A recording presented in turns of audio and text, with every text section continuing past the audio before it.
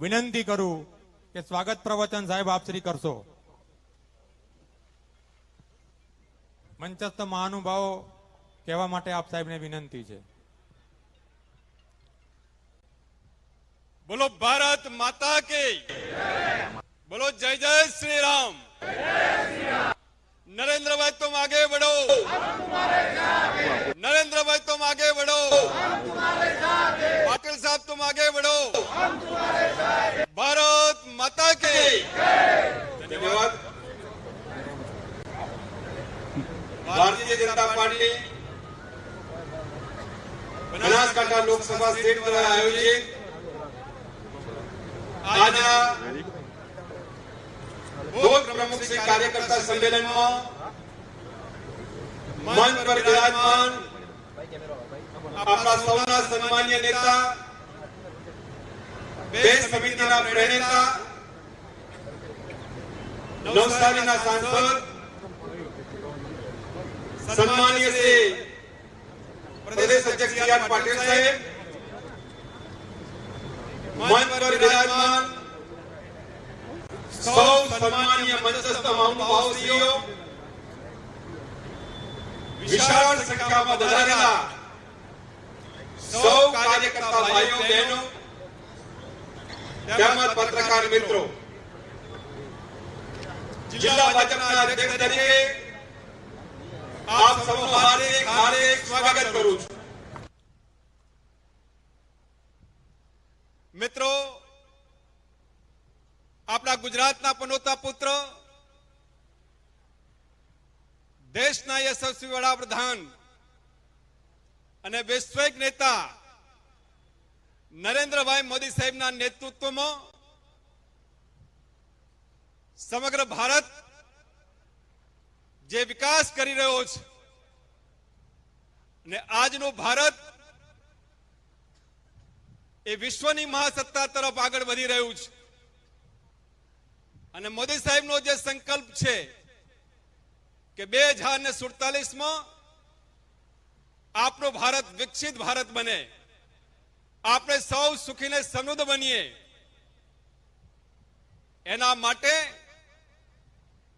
સમગ્ર દેશની જનતા મોદી સાહેબને ત્રીજી વખત વડાપ્રધાન બનાવવા માટે સમગ્ર દેશમાં દેશની પ્રજાની અંદર આનંદનો ઉત્સવ જોવા મળી રહ્યો છે. એ જ પ્રકારે મોદી સાહેબને ફરી વડાપ્રધાન બનાવવા માટે બનાસકાંઠાની પ્રજા પણ થનગની રહી છે. આદરણીય મોદી સાહેબનો બનાસકાંઠા પ્રત્યે અપાર પ્રેમ ભાવને લાગણી છે. એક સમયનું બનાસકાંઠા એટલે એવું કહેવું તો કહી શકાય કે આ સરહદી વિસ્તાર અને જે વિસ્તારની અંદર ઓત્રે ને ચોત્રે દુષ્કાળ પડતા હતા, એવું કહેવાય કે અડધું બનાસકાંઠા હિજરત કરી ગયું હતું અને મોદી સાહેબે ગુજરાતના મુખ્યમંત્રી તરીકે જે વિકાસ યાત્રાની શરૂઆત કરીને વિકાસ યાત્રા બનાસકાંઠા સુધી પહોંચી. બનાસકાંઠામાં નર્મદાના નીર પહોંચ્યા, સુજલામ સુફલામ યોજના આવી. મોદી સાહેબ દ્વારા સ્વર્ગીય વિકાસની યોજનાઓ, પાણી, રસ્તા, વીજળી, આરોગ્ય, શિક્ષણ, જેના લીધે આજે બનાસકાંઠામાં ધરખમ ફેરફાર થયો છે અને બનાસકાંઠા મોદી સાહેબના સ્વપ્નનું ઇઝરાયલ બનવા માટે જઈ રહ્યું છે. કૃષિ અને પશુપાલન ક્ષેત્રે હરિયાળી ક્રાંતિ પછી શ્વેત ક્રાંતિની જે શરૂઆત થઈ છે, જેના કારણે બનાસકાંઠા સુખીને સમૃદ્ધ થયો છે, એ મોદી સાહેબના શાસનમાં થયો છે અને એટલા માટે બનાસવાસીઓ મોદી સાહેબને વડાપ્રધાન બનાવવા માટે આતુર છે. આજના આ બૂથ પ્રમુખ શ્રી કાર્યકર્તા સંમેલનમાં જિલ્લા ભાજપના અધ્યક્ષ તરીકે આદરણીય પાટીલ સાહેબને કહેવા માંગુ છું કે પાટીલ સાહેબના પ્રદેશ અધ્યક્ષ થયા પછી એમના માર્ગદર્શનમાં બનાસકાંઠા જિલ્લા ભારતીય જનતા પાર્ટીમાં એક નવી ક્રાંતિની શરૂઆત થઈ છે.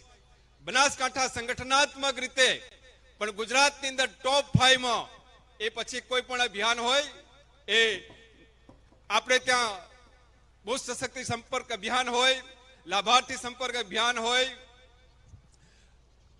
વિશ્વકર્મા યોજના હોય, આ બધા જ કાર્યક્રમની અંદર બનાસકાંઠા ટોપ 5 માં રહ્યું છે. સાહેબ આપના માર્ગદર્શનની અંદર બનાસકાંઠામાં સંગઠનમાં જબરજસ્ત એક ક્રાંતિ થઈ છે. જ્યારે આ લોકસભાની ચૂંટણી આવી છે અને પાટીલ સાહેબ આપની વચ્ચે આવ્યા છે, તો આપ સૌના ભરોસે કહેવા માંગુ છું કે આપ સાહેબનો જે સંકલ્પ છે કે દરેક લોકસભા સીટ 5 લાખ વોટથી જીતવી છે, આપનો સંકલ્પ અમારા સૌ ભારતીય જનતા પાર્ટીના કાર્યકર્તા માટે મિત્રો મંત્ર બની જાય છે. આપ સૌ બૂથના કાર્યકર્તા મિત્રોના આધારે હું કહું છું કે આપ સાહેબ જે સંકલ્પ લીધો છે એ અમે અમારા લોકસભા સીટની અંદર, અમારા વિસ્તારની અંદર, અમારા બૂથની અંદર અમે મોદી સાહેબના પરિવાર તરીકે ચૂંટણી લડીશું અને મોદી સાહેબને વડાપ્રધાન બનાવવા માટે અમારા બૂથમાં અમે જંગી બહુમતી અપાવી અમારા ઉમેદવાર ડોક્ટર રેખાબેન ચૌધરીને બનાસકાંઠા લોકસભા સીટમાં 5 લાખથી પણ વધારે વોટથી જીતાડીશું. મિત્રો આપ સૌ આ બાબતમાં સહમત હોય તો આપ સૌ બે હાથ જોડી ભારત માતાનો જય જયકાર કરો તો અહીં આપણા પાટીલ સાહેબને આપણા સંકલ્પ પર ભરોસો બેસે. પાટીલ સાહેબને આપણે ભરોસો આપીએ કે બનાસકાંઠા લોકસભા સીટના ઉમેદવારને આપણે 5 લાખથી પણ વધારે વોટથી જીતાડીને મોકલીશું. તો જય જયકાર કરાવું, ભારત માતા કી જય બોલાવું. તો બધા જ કાર્યકર્તા મિત્રો આપણે મોદી પરિવારના સભ્યો તરીકે ચૂંટણી લડી આપણા બૂથમાં મોદી સાહેબને જીતાડશું. આપણે લોકસભા સીટમાં મોદી સાહેબને જીતાડવા માટે રેખાબેનને 5 લાખથી પણ વધારે વોટથી જીતાડશું એવો સંકલ્પ કરીશું. બોલો ભારત માતા કી જય, ભારત માતા કી જય. પાટીલ સાहब तुम आगे बढ़ो, हम तुम्हारे साथ हैं. नरेंद्रभाई तुम आगे बढ़ो, हम तुम्हारे साथ हैं. भारत माता की जय. जय श्री राम. ખૂબ ખૂબ આભાર જિલ્લા ભાજપ પ્રમુખ કીર્તિસિંહજી વાઘેલા સાહેબનો. ખુદ પોતે ઉમેદવાર તરીકે ચૂંટણી નવસારીમાં લડે છે, છતાં પણ ઝંઝાવાતી પ્રવાસ આખા ગુજરાતમાં કરી રહ્યા છે અને એક મિનિટનો સદુપયોગ કરી રહ્યા છે. તો પાટીલ સાહેબે કહ્યું છે કે મારું સન્માનમાં પણ ટાઈમ ના બગાડશો, સીધો જ કાર્યક્રમ ચાલી રાખીશું. તો આપણે જોરદાર તાળીઓ પાડીને પાટીલ સાહેબનું સ્વાગત કરી લઈશું, જોરદાર તાળીઓ પાડીને. હવે હું વિનંતી કરીશ ઉમેદવાર શ્રી રેખાબેન ચૌધરીને પોતાનું સંબોધન કરશે. મંચસ્થ મહાનુભાવો બોલવા માટે વિનંતી છે બેન આપને. બોલો ભારત માતા કી જય. જય શ્રી રામ. આજે આપણી સભામાં આપણી વચ્ચે ઉપસ્થિત સર્વે સન્માન્ય મંચ તથા આજની સભાના પ્રાણ સમા આપ સૌ કે જે બુથ લેવલ પરની આપની મહેનત થકી, મથામણ થકી ભારતીય જનતા પાર્ટીનો વિજય થતો હોય એવા આપ સૌને બનાસની દીકરીના વંદન અને પ્રણામ. આપણા આદરણીય વડાપ્રધાન મોદી સાહેબના નેતૃત્વમાં અનેક ઘણા પરિવર્તનો આવ્યા છે, અનેક ઘણો વિકાસ થયો છે. પછી તે ઇન્ફ્રાસ્ટ્રક્ચરની વાત હોય, રોડ, રસ્તા, રેલવે, એરપોર્ટ કે પછી શૈક્ષણિક વ્યવસ્થાપનની વાત હોય કે પ્રજાજનોની સુખાકારી માટે આરોગ્યની સગવડોની વાત હોય. અને આયુષ્યમાન કાર્ડ અંતર્ગત 10 લાખની સહાય લોકો મેળવી રહ્યા છે અને બહુ સારી રીતે એની સારી હોસ્પિટલોમાં સારવાર મળી રહી છે. એટલે ભારતીય જનતા પાર્ટી તો લોકસેવાના જનકલ્યાણના કામો જોડે જોડાયેલી છે અને આના ઉપરથી મને લાગે છે કે ભારતીય જનતા પાર્ટીનો આ સુવર્ણકાળ ચાલી રહ્યો છે અને એટલા માટે આપણે વધુમાં વધુ મતદાન થાય એની ચિંતા કરવાની છે. મોદી સાહેબના નેતૃત્વમાં આપણે જોયું કે 2014માં ગુજરાતમાં લોકસભાની 26 સીટો આપણે જીત્યા છીએ. 2019માં પણ એનું પુનરાવર્તન થયું છે અને 2024માં પણ જ્યારે એનું પુનરાવર્તન થવા જઈ રહ્યું છે ત્યારે બધું જ જ્યારે સારું ચાલતું હોય ત્યારે સંયમ રાખવો બહુ જરૂરી હોય છે. માટે આપ સૌ આપણે બધા સંયમથી, સખત મહેનતથી અને સુદૃઢ આયોજન થકી બૂથ લેવલનું વ્યવસ્થાપન તંત્ર મજબૂત કરીએ અને ભવ્ય વિજય મેળવીએ. અને મારે તો કામ કરવા છે, મહેનત કરવી છે, મારા વારસામાં સેવા મારા વારસામાં જ છે. માટે જીત્યા પછી પણ આપણા પ્રજાના પ્રશ્નો માટે, કાર્યકર્તાઓનું કામ કરવા માટે આપણે ભવ્ય કાર્યાલયનો આરંભ કરીશું અને એમાં આર્ટિફિશિયલ ઇન્ટેલિજન્સ અને ટેકનોલોજીનો ઉપયોગ કરીશું જેથી પ્રજાના પ્રશ્નો મારી જોડે સરળતાથી પહોંચી શકે અને એનું રિઝલ્ટ, એનું નિરાકરણ સહેલાઈથી આવી શકે. અને ભારતીય જનતા પાર્ટીની તો વિશેષતા છે કે ભારતીય જનતા પાર્ટીના કાર્યકરોની મહેનત થકી જ ચૂંટણી લડાતી હોય છે ને બૂથ લેવલના જે કાર્યકર્તાઓની મહેનત, જે સક્રિયતા અને જે પરસેવો છે એને હું ક્યારેય પણ નહીં ભૂલું. અને છેલ્લે મારે કહેવું છે કે વિકસિત, સશક્ત, આત્મનિર્ભર અને હરિયાળા બનાસ માટે આપણા આદરણીય મોદી સાહેબને ત્રીજી વખત દેશના વડાપ્રધાન બનાવવા માટે 7મી મેના રોજ ભારતીય જનતા પાર્ટી તરફનું મતદાન કરીએ અને વધુમાં વધુ મતદાન થાય એની ચિંતા કરીએ. આપણો એક વોર્ડ એ રામ મંદિરનું નિર્માણ કરાવી શકે છે. આપણો એક વોર્ડ એ કાશ્મીરમાંથી 370ની કલમ હટાવી શકે છે અને આપણો એક વોર્ડ બનાસકાંઠા તેમજ દેશની સરહદોને હજુ વધુ મજબૂત બનાવી શકે છે.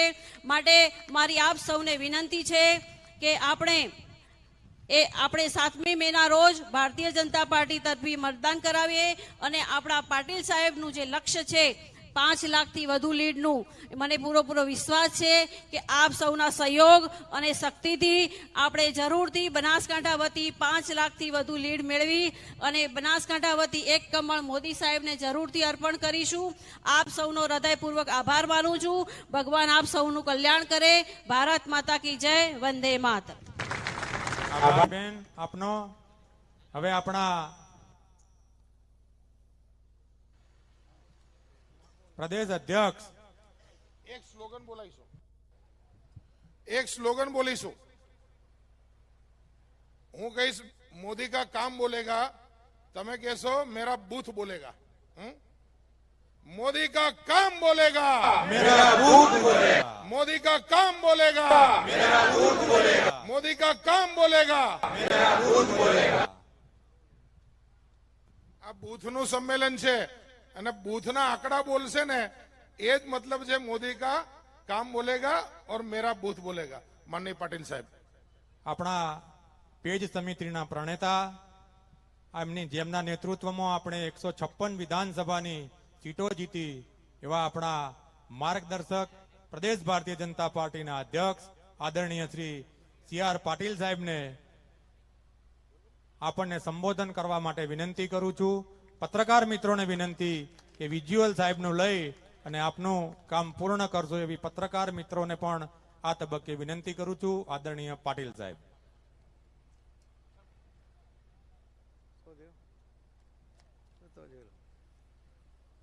ભારત માતા કી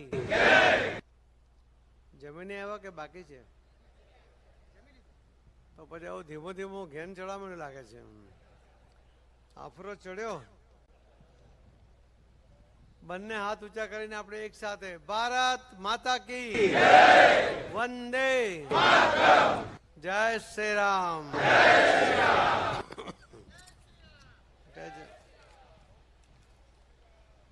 બનાસકાંઠા લોકસભાના બૂથ પ્રમુખો, શક્તિ કેન્દ્રના પ્રમુખો, પ્રભારીઓ અને સૌ આગેવાનોની આજની આ મિટિંગમાં આપણી વચ્ચે ઉપસ્થિત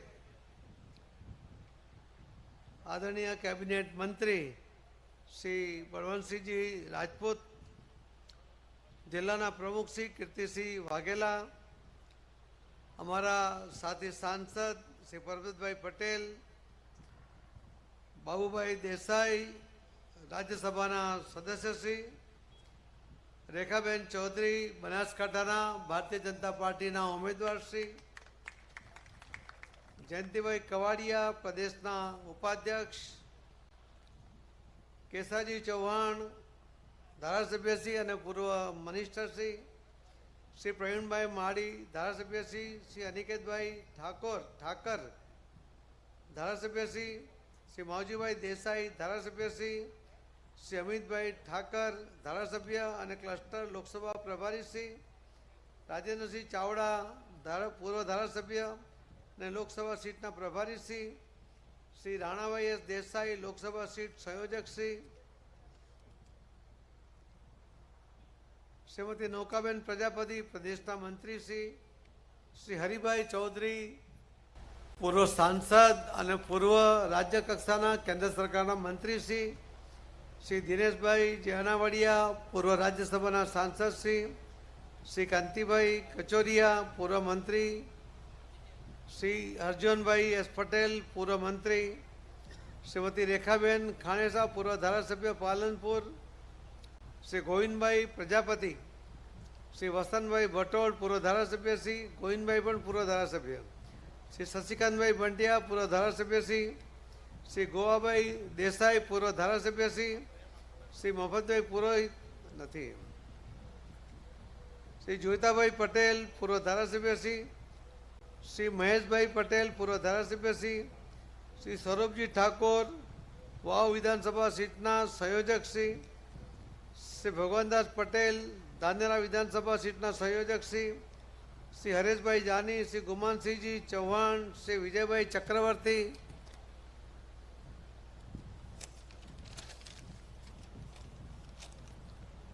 શ્રીમતી કુમોદબેન જોશી પૂર્વ જિલ્લા પંચાયતના પ્રમુખ, શ્રી સુખદેવસિંહ સોળા પૂર્વ જિલ્લા પંચાયતના પ્રમુખ, શ્રી દિનેશભાઈ દવે પૂર્વ જિલ્લા પંચાયત પ્રમુખ, શ્રી મગનભાઈ માડી પૂર્વ ચેરમેન શ્રી વેરહાઉસ, બહાદુરસિંહ વાઘેલા પ્રમુખ ડીસા તાલુકા ભાજપ, શ્રી લાધુભાઈ ચાંદાભાઈ પારગી, શ્રી સૌસીભાઈ પટેલ, શ્રી ભાભરાભાઈ એન ચૌધરી, ડાયસ પર બેઠેલા આગેવાનો અને વિશાળ સંખ્યામાં અહીં ઉપસ્થિત બનાસકાંઠા લોકસભાના બૂથના પ્રમુખો, પ્રભારીઓ, શક્તિ કેન્દ્રના પ્રમુખશ્રીઓ અને એની ઉપર જિલ્લાના પદાધિકારીઓ, જિલ્લાના પ્રતિનિધિઓ અને ડાયસ પર બેઠેલા આગેવાનો, આપ સૌને વંદન કરું છું, આપ સૌને પ્રણામ કરું છું.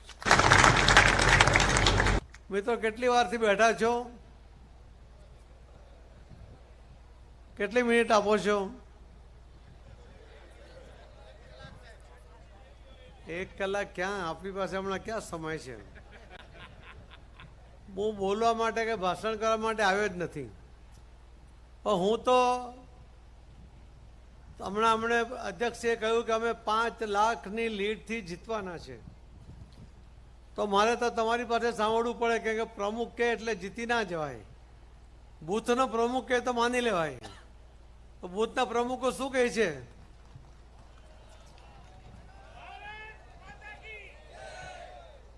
એક સાથે બોલો, ભારત માતા કી. આ બધા જીતવાના છે ને બૂથ?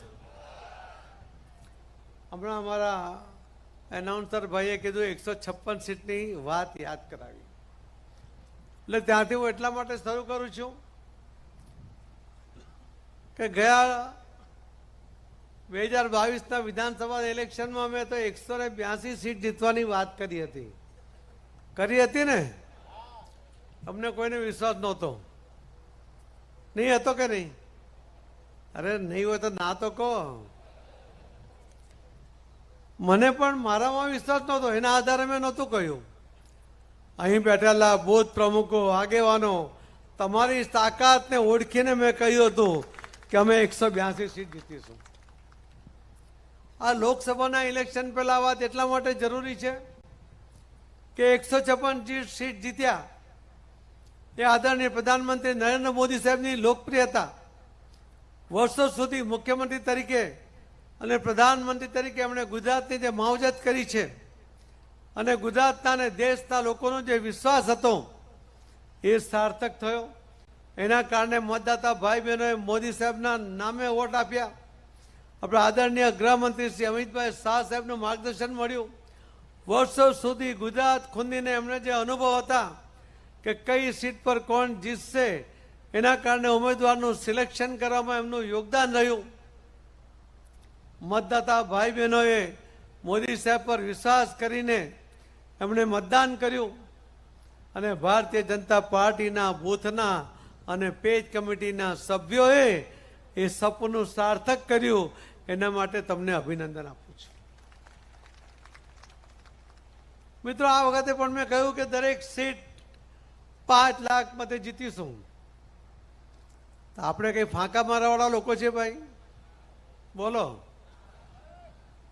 આપણે તો વાસ્તવિક વાત કરીએ છીએ અને એટલા જ માટે હું દરેક લોકસભામાં 26 લોકસભામાં હું કોઈ મોદી સાહેબના કામ પણ ગણાવતો નથી, કેમ કે બધાએ જ એ કામો ગણાવતા હોય છે. બીજા વક્તાઓએ બધા કામ તમને કયા હશે, પણ 156 સીટની જે વાત કરી એમાં જે ભૂલ થયેલી હતી એ ભૂલ ફરી ન થાય એટલા માટે હું તમારી સામે આવ્યો છું.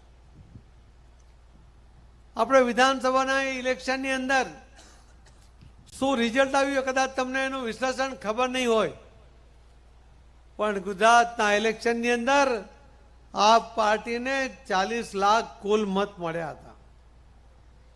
કોંગ્રેસને કુલ મળીને 80 લાખ મત મળ્યા હતા અને ભારતીય જનતા પાર્ટીના તમામ ઉમેદવારોને મળીને 1,68,00,000 મત મળ્યા હતા.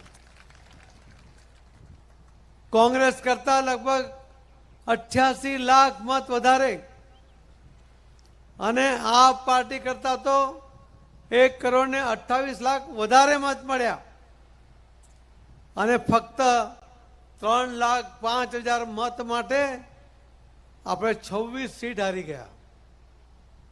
ખ્યાલ છે તમને? તમારે અહીંયા કેટલી સીટ હાર્યા? 2, 4, 5 હાર્યા. 7 માંથી 5, 9 છે માંથી.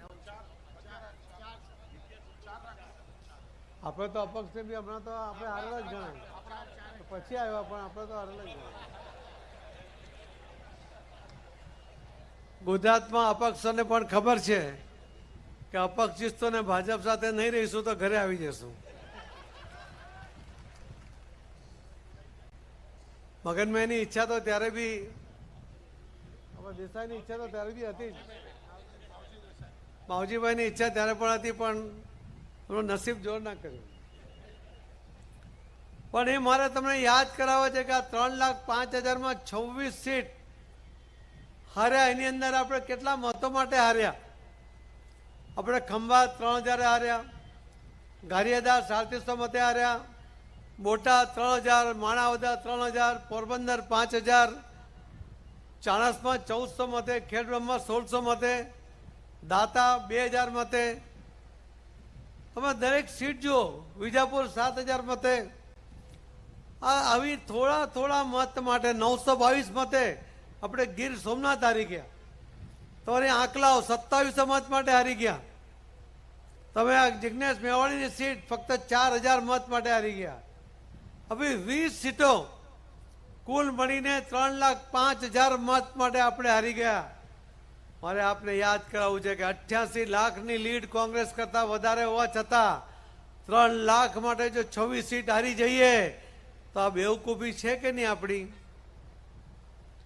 બોલો તો ખરા યાર. મેં તમને પહેલા જ કહ્યું કે હું ભાષણ કરવા નથી આવ્યો, તમારી સાથે વાત કરવા આવ્યો છું. જવાબ આપવો પડશે. આપશો ને? આ ગુજરાતમાં સૌથી વધારે કોઈ જિલ્લામાં સૌથી વધારે સીટ હાર્યા તો એ બનાસકાંઠામાં હાર્યા. આ તમારા માથે કલંક છે કે નહીં? હવે આ વખતે ધોઈ નાખશો ને? પાક્કો? તો કોઈ પણ જાતના વધારે પડતા વિશ્વાસમાં ન રહેતા આપણે કહે છે ને, ગામમાં મહાદેવનું મંદિર હોય, શ્રાવણ મહિનામાં સોમવારે સવારે બધા ગામ લોકો ભેગા થાય ને નક્કી કરે કે આપણે મહાદેવને દૂધ ચડાવવાનું, 1 લોટી દૂધ ચડાવવાનું. હવે એક ભાઈને એવું થયું કે હું દૂધ નહીં ચડાવું ને પાણી ચડાવું અને બાકીના લોકો દૂધ ચડાવશે તો ક્યાં કોઈને ખબર પડવાની છે. એટલે એ ભાઈ તો પાણી લઈને ગયા, પણ જ્યારે જોયું નીચે તો મહાદેવ પર ચડાવેલું એકલું પાણી જ હતું. બધાને એવું હતું કે હું પાણી ચડાવું, બાકીના લોકો દૂધ ચડાવશે. એટલે હું દૂધ ચડાવું, બાકીને જે કરવું હોય તે કરે. એનો મતલબ છે કે મારે મારું બૂથ જીતાડવાનું છે અને એ જીતીશું તો જ લોકસભા જીતીશું. બીજો શું કરે છે, બીજો કરે છે કે નથી કરતો, એની કોઈ ચિંતા તમારે કરવાની થતી નથી. સમજ પડી ને? હવે ન થાય ને ભૂલ. 4 સીટ ગઈ છે ભાઈ, થોડા મત માટે. તો આ જે સ્થિતિ છે, અને તમે કહ્યું, મને બળવંતસિંહે કહ્યું, બધા આગેવાનોએ કહ્યું કે આ વખતે 5 લાખની લીડ અમે જીતીશું. તો મારે તો તમને કેવી રીતે જીતવી જોઈએ એની એક સિસ્ટમ તમારી સામે મૂકી છે અને એ સિસ્ટમ મુજબ તમે કામ કરો એવી મારી અપેક્ષા છે. થઈ જશે? તો આજે બૂથના પ્રમુખો અહીંયા ઉપસ્થિત છે. એ બૂથના પ્રમુખોને વિનંતી છે કે તમારી નીચે 14 જણની ટીમ છે, તમારી સાથે બીજા 13, એટલે કુલ 14 જણની બૂથની સમિતિ છે. ત્યાં ના હોય તો ના કહેજો. તમારા અહીંયા કુલ મળીને પેજ કમિટીના સભ્યો દરેક પેજ ઉપર, દરેક બૂથ ઉપર 150 લોકો છે. જેમાં ના હોય ને તો આજે ના આજે બાકીના જેટલા ખૂટતા હોય તો બનાવી નાખજો, પણ 150 દરેક બૂથમાં હોવા જોઈએ. હવે આખા દેશમાં ગુજરાત એકલા પાસે ભારતીય જનતા પાર્ટીના પ્રાથમિક સદસ્ય 1,13,00,000 છે અને ભારતીય જનતા પાર્ટીના પેજ પ્રમુખ ગુજરાતમાં 74,00,000 છે. આ બેની વચ્ચેનો તફાવત તમે સમજી લો કે હું મારા ઘરમાં, હું, મારી પત્ની, મારો દીકરો, એની પત્ની, જેટલા લોકો એ બધા જ તમારા પ્રાથમિક સદસ્ય બની શકે એવા 1,13,00,000 છે. અને જે પેજ કમિટીના સભ્ય છે એ એક ઘરમાંથી એક જ લઈ શકાય, ભલે પ્રાથમિક સદસ્ય હોય પણ એક ઘરમાંથી એક જ વ્યક્તિને લઈ શકાય. એનો અર્થ છે કે ગુજરાતની અંદર 74,00,000 ઘરોની અંદર આ પેજ કમિટીના સભ્યો છે. હવે આ 74,00,000 અને ગુણ્યા આપણે એક ઘરમાં એવરેજ 3 લોકો જ ગણીએ, કોઈમાં 2 હોય, કોઈમાં 4 હોય, કોઈમાં 5 હોય, 3ની એવરેજ મૂકીએ ને તો 2,22,00,000 પેજ કમિટીના સભ્યો, એના ઘરમાં જે મત છે 3, એ પ્રમાણે 2,22,00,000 મત છે.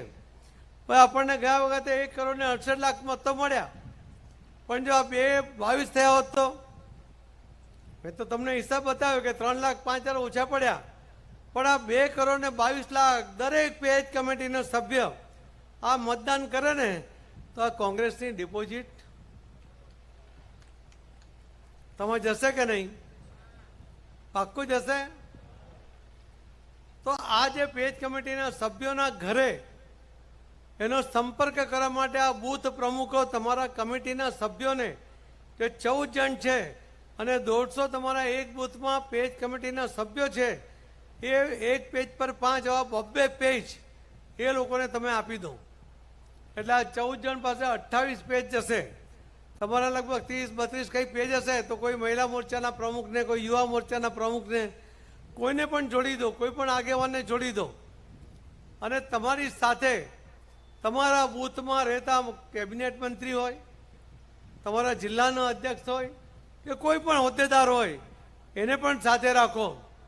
અને આ બૂથના પ્રમુખો, તમે ત્યાં નેતા છો તમારા બૂથના, ને તમારી 14 જણની કમિટી એવું નક્કી કરો કે કાલે સ્થાપના દિવસ છે. બધાને યાદ છે ને ભારતીય જનતા પાર્ટીનો કાલે સ્થાપના દિવસ છે? તો કાલે સવારે તમે બધા નીકળો, એક જણ પાસે 10 ઘર હોય અને 1 કે 2 મોહલ્લામાં જ હોય, તો જો તમે નક્કી કરશો અને તમારી પાસે ઝંડી તમને આપી હશે કે બાકી છે, તમને ઝંડી ઉપર પહોંચી ગઈ છે, તો આ દરેક સભ્ય 14 લોકો અને બીજા આગેવાનો આ 10 નામ લઈને કાલે સવારે 8 વાગે નીકળે, પેજ કમિટીના સભ્યોને ઘરે જઈને એના ઘરે ઝંડી બાંધે. એક તો પોતાની હાજરીમાં બાંધે અથવા તો પોતે બાંધે. લગભગ આપણે 45 લાખથી વધુ આ ઝંડીઓ એ બનાવી છે. ત્યારે આ ઝંડીઓ તમારે દરેક જણના ઘરે બંધાય એ પ્રયત્ન કરવાનો છે. તમે કોઈ એક ઝંડો લઈને જાઓ કોઈના ઘરે પેજ કમિટીના સભ્યોને ત્યાં, તો તમારા પ્રમુખ તમને કહેશે કે તમારે વડીલ વંદનામાં જવાનું છે, તમારે લાભાર્થી માટે જવાનું છે, તમારે દિવ્યાંગ ભાઈ બહેનો માટે જવાનું છે. તો કેટલી વાર જવું પડે? તમારે 4-5 વાર જવું પડે કે નહીં? મારી સિસ્ટમમાં મારી તમને વિનંતી છે કે કાલે તમે જ્યારે નીકળો ત્યારે આ 10 ઘર 12 ઘર જે બી તમારા આવતા હોય એ પેજ કમિટીના સભ્યોને મળીને એમને પૂછી લો કે તમારા ઘરમાં કોઈ 85 વર્ષથી વધુ ઉંમરનો કોઈ વ્યક્તિ છે કે નથી? તમારી આજુબાજુમાં કોઈ છે એ કે અહીંયા છે? તો એમને જઈને મળીને એને વડીલોને વંદન કરીને એમને કહો કે તમારે મતદાન મથક પર જવું છે અથવા ઘરેથી મતદાન કરવું છે. એ કહેશે હા ઘરે મતદાન કરવાની વ્યવસ્થા થઈ જાય તો સારું. તો તમે એનું નામ, એનું એડ્રેસ, મોબાઈલ નંબર લઈ લો અને અહીંયા પ્રમુખને આપી દો. એ કલેક્ટરશ્રીને કહી દેશે તો એ આખું લિસ્ટ આપશે તો એ વડીલોના ઘરે મતદાન કરવા માટે અધિકારી જશે અને એનું મતદાન કરાવી દેશે. એ વડીલને એમ લાગશે કે જો ભારતીય જનતા પાર્ટીનો કાર્યકર્તા એણે મારી કાળજી કરી, મતદાન મારે કરવું હતું, મોદી સાહેબને વોટ આપવો હતો અને હું જઈ શકું એમ નહોતું, પણ વ્યવસ્થા ભારતીય જનતા પાર્ટીના કાર્યકર્તાએ કરી, તો કોને મત આપશે? આવું થોડું નહીં, બધા એક સાથે બોલો, કોને મત આપશે?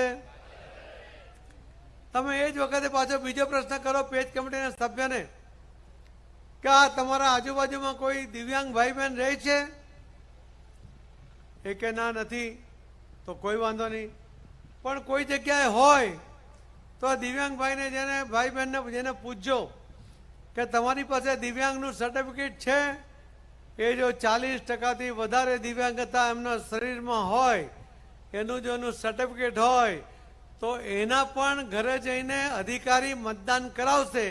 એમણે મતદાન મથક સુધી જવાની જરૂર નથી.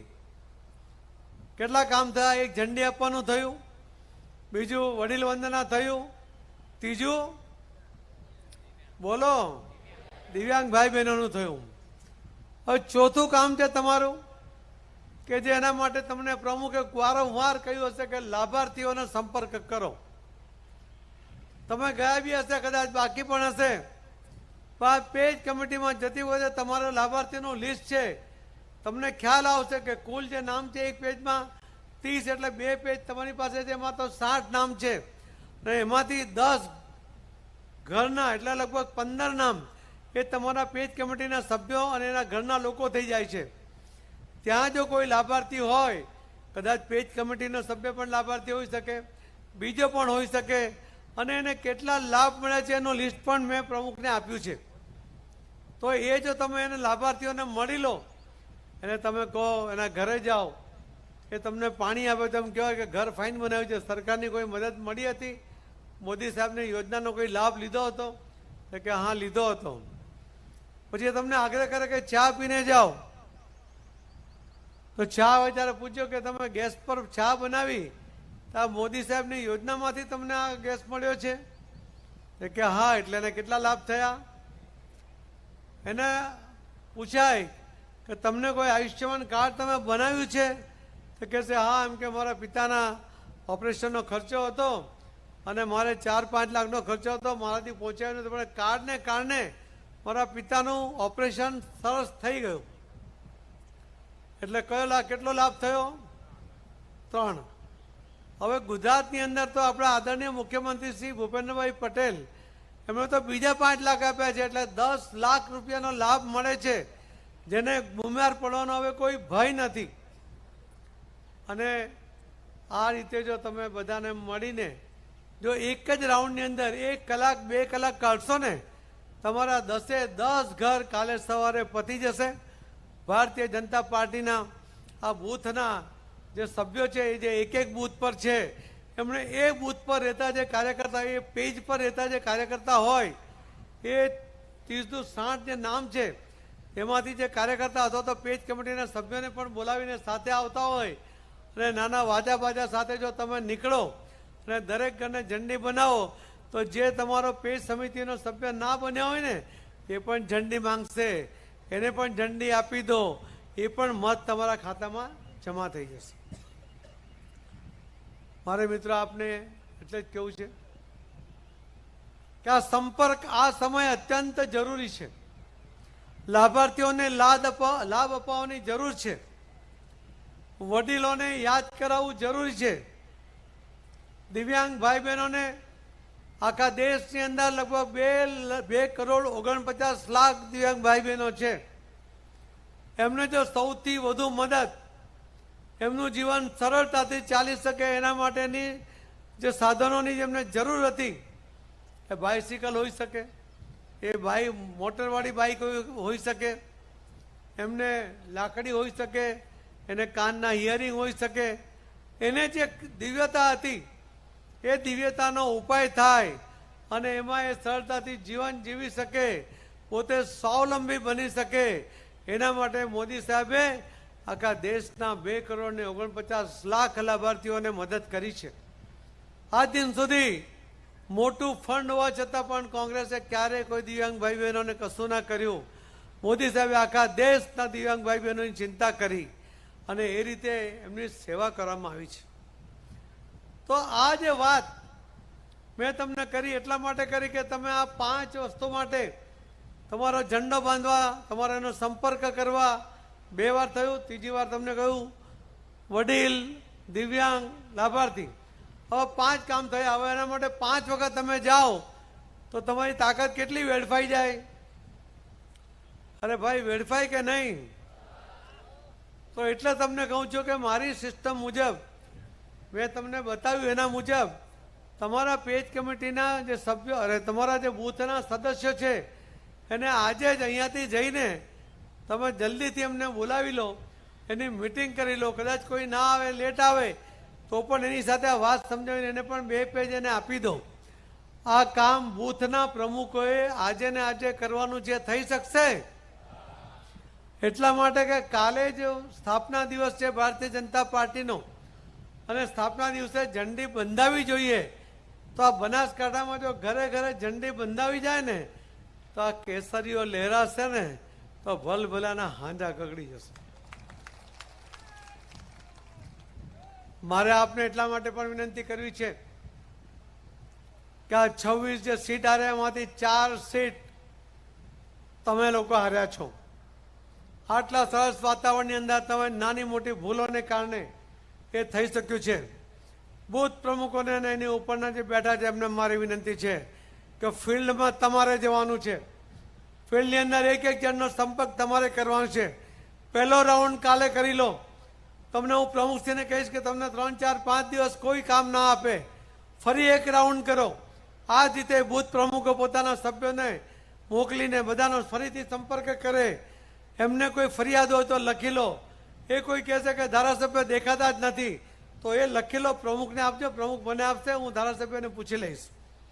કોઈ કહેશે કે આ તાલુકા પંચાયતનો સભ્ય દેખાતો નથી, જિલ્લા પંચાયતનો સભ્ય દેખાતો નથી, કોઈને કોઈ નાની મોટી ફરિયાદો કરશે, ખરી ખોટી પણ કરશે, પણ તમે બધું જ લખી લેજો. તો આને કોણે ફરિયાદ કરી છે એનું નામ પણ લખજો. આપણે એને ગુપ્ત રાખીશું. કોઈ ધારાસભ્યને કે કોઈને સભ્યોને બીજા કહીશું નહીં, પરંતુ એને સંતોષ થશે કે મારી ફરિયાદ યોગ્ય જગ્યાએ પહોંચી છે અને મોદી સાહેબે યોગ્ય કામ કર્યું છે. તમને બી બધાને એનું દુઃખ લાગે છે. થોડું થોડું છે ને, કોઈ સાંભળતું નથી એવું લાગે છે ને. આવું ધીમે ધીમે ના બોલો, જોરમાં બોલો.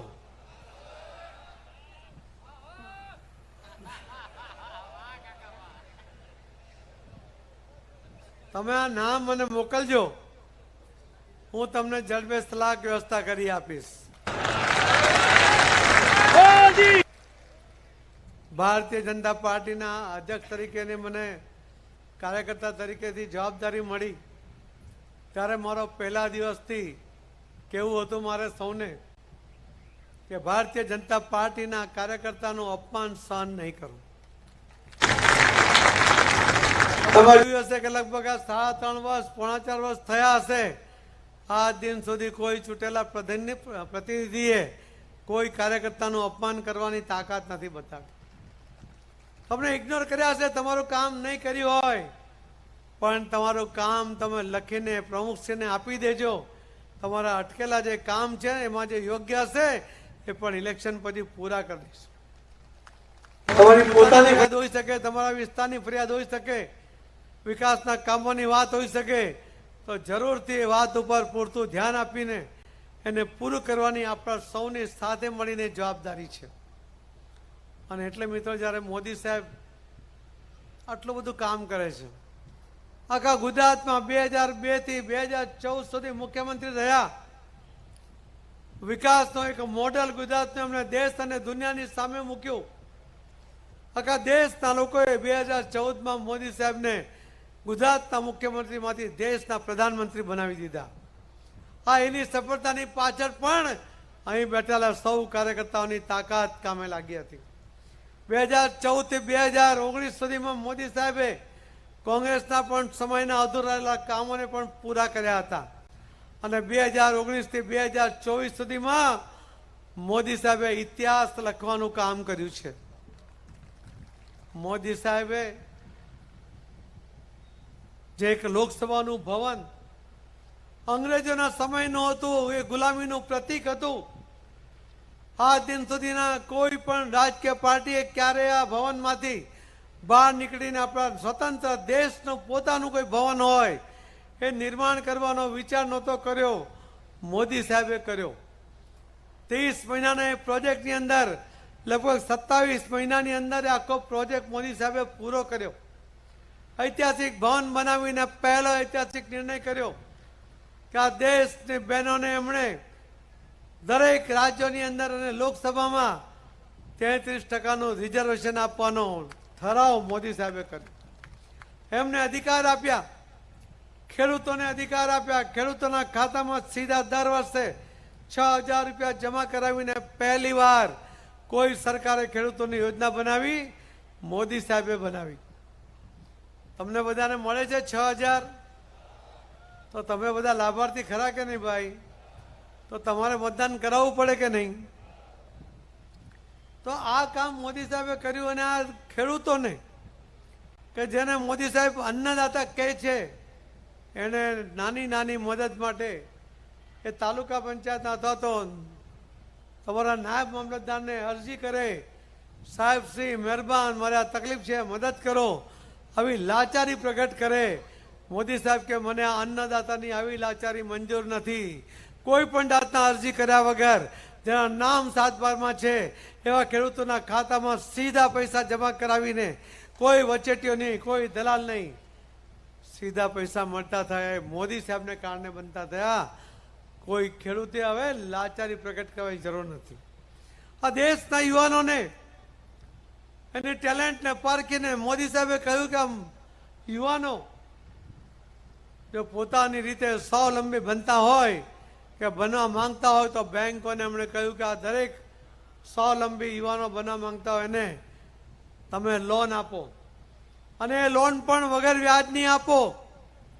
બેંકોએ કહ્યું કે સાહેબ અમે લોન પણ આપીશું, વગર વ્યાજની પણ આપીએ, પણ એનો જામીન કોણ?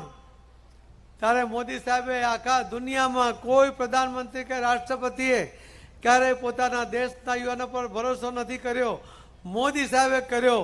મોદી સાહેબે બેંકોને કહ્યું કે આ દેશના યુવાનો પર મને ભરોસો છે, પ્રામાણિક યુવાનો છે, મહેનતુ યુવાનો છે, એનો જામીન હું પોતે નરેન્દ્ર મોદી છું. કેટલો ભરોસો એને આ દેશના યુવાનો પર કર્યો છે. આ યુવાનો બીજે કેવી રીતે મત આપી શકે? એમણે આ દેશના ગરીબો માટે કોઈ સૂત્ર નહીં આપ્યું. ઇન્દિરા ગાંધીએ આપ્યું હતું ને, ગરીબી હટાવ. મોદી સાહેબે સૂત્ર આપ્યા વગર આ 1,140 કરોડ જે કુલ મળીને આપણી વસ્તી છે એમાંથી 25 કરોડ લોકોને ગરીબી રેખામાંથી બહાર લાવ્યા. આ 10 વર્ષની અંદર આ યુએનનો પોતાનો ઠરાવ છે, યુએને પોતે આ સર્વે કર્યો છે, એના આ આંકડા છે. મોદી સાહેબે કહ્યું કે આ ગરીબો, આપણે માનીએ છીએ કે ગરીબ આદિવાસી ભાઈ બહેન હોઈ શકે, દલિત ભાઈ બહેન હોઈ શકે, પણ ઉજળિયાત પણ ગરીબ હોઈ શકે. એના માટે કોઈ યોજના નહોતી. આ તમામ માટે એક વિશિષ્ટ યોજના મોદી સાહેબે બનાવીને આ દરેક ગરીબને ગરીબી રેખામાંથી બહાર લાવવાનો સંકલ્પ મોદી સાહેબે કર્યો છે. આવનારા દિવસોમાં આ બધા જ સંકલ્પોને મોદી સાહેબ પૂર્ણ કરે એના માટે મોદી સાહેબને ત્રીજી વાર હેટ્રિક કરીને પ્રધાનમંત્રી બનાવવા માટે આપણે બધા સંકલ્પબદ્ધ છીએ કે નહીં? ગુજરાતમાં પણ હું અધ્યક્ષ નહોતો ત્યારે પણ 2 વાર તમે બધાએ 26માંથી 26 સીટ જીતી હતી. ત્રીજી વાર હવે આપણે પણ હેટ્રિક કરવાની છે. મોદી સાહેબ પ્રધાનમંત્રી બનવાની હેટ્રિક કરે. ભારતીય જનતા પાર્ટી, ગુજરાત ભારતીય જનતા પાર્ટીનો કાર્યકર્તા એ પણ ત્રીજી વાર 26માંથી 26 સીટ જીતવાનો સંકલ્પ કરે. કર્યો છે સંકલ્પ, પણ દરેક સીટ 5 લાખથી વધુ મતે જીતવાનો આપણો સંકલ્પ છે. મને વિશ્વાસ છે મિત્રો, તમે ભલે 4 સીટ હારી ગયા હતા, એમાંથી આપણી સાથે તો માવજીભાઈ તો આવી ગયા છે, બાકીના 3 છે, એમાં 1 તો ઉમેદવાર છે, અને બાકીની જે 2 સીટો થોડા મત માટે હાર્યા છે. તમે તાકાત લગાવો. આ વખતે આ વારે વારે જે આપણને નડે છે ને એને આ વખતે એની ડિપોઝિટ પૂરી કરી દો. થઈ જશે? તમે બધા એના માટે સંકલ્પબદ્ધ છો? જો પેજ કમિટીના સભ્યોનો સંપર્ક તમે કાલ સવારથી ચાલુ કરો, મેં તમે બતાવેલી સિસ્ટમથી કામ કરો. 90% મતદાન થશે મિત્રો, 90%. અને એ પણ 90%માંથી 90% મતદાન ભારતીય જનતા પાર્ટીના તરફેણમાં થશે એવો મને વિશ્વાસ છે. આજે કંઈ કહું છે તમારા પરના ભરોસાને કારણે કહું છું. આજે કહું છે તમારી તાકાત મેં જોઈ છે એટલા માટે કહું છું. આ વખતે કોઈ ચૂક ન થાય. તમને લાગેલા કલંકને ધોવા માટેની આ તક છે. આપણા ઉમેદવાર પણ બેન છે. પેલા એક કેવા છે અને આ બેન કેવા છે? એકદમ સોબર બેન છે કે નહીં? તો આવા બેન જ્યારે નરેન્દ્ર મોદી સાહેબે ઉમેદવાર તરીકે આપ્યા હોય, પોતે પ્રોફેસર છે અને એ રીતે ભણેલા ગણેલા છે, તમારા વિસ્તારના કામો માટે જાગૃત રહીને તમારા વિસ્તારના પ્રશ્નો પણ ઉઠાવશે, વિકાસના કામો પણ કરાવશે. એમના વતી હું તમને ખાતરી આપું છું. તો આવો આપણે સાથે મળીને આ સંકલ્પને પૂર્ણ કરીએ. થઈ જશે? તો હું રજા લઉં. અને ધન્યવાદ. ભારત માતા કી જય. ખૂબ આભાર આપનો આદરણીય પાટીલ સાહેબ. पाटिल साहब तुम आगे बढ़ो. पाटिल साहब तुम आगे बढ़ो. अब की बार फिर एक बार अपना प्रदेश अध्यक्ष आदरणीय श्री पाटिल साहेब नो खूब खूब आभार. સૌ પધારેલ મંચસ્થ મહાનુભાવોનો પણ આભાર ને વિશાળ સંખ્યામાં પધારેલા